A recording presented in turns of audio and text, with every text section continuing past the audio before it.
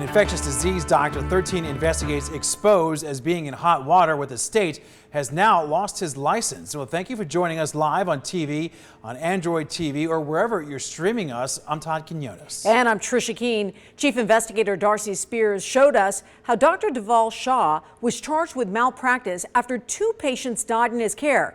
Well, now she reveals this settlement many have been waiting for. In the settlement the state board just approved, Dr. Dhaval Shah is now only a doctor in title, not in practice. The state board also disciplined one of his physician assistants, but the punishment is not as severe. We first reported on Dr. Dhaval Shah and his SIDS clinic in May. Our investigation uncovered a trail of devastation the infectious disease specialist created. It's altered everything in my life. I don't feel freedom, you know. And it's really hard to have to depend on other people. JUDY HOGUE suffers from lifelong complications after being treated by Shah, including permanent brain damage. Another patient, Kaylee Drew, died while under Shah's care. Kaylee's family says no one called her or them to report critical lab results, which posed an immediate danger to her health. The phone call from a physician assistant came one day after Kaylee died. Her family is suing Dr. Shah. My client's daughter had critical values that were in black and white, and had they been relayed, could have prevented a death.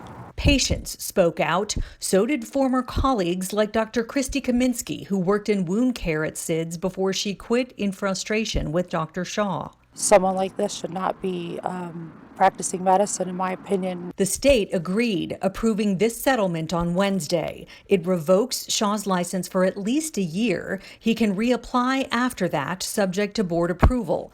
The settlement stems from 2 cases where patients died. One was the death of a 73-year-old patient.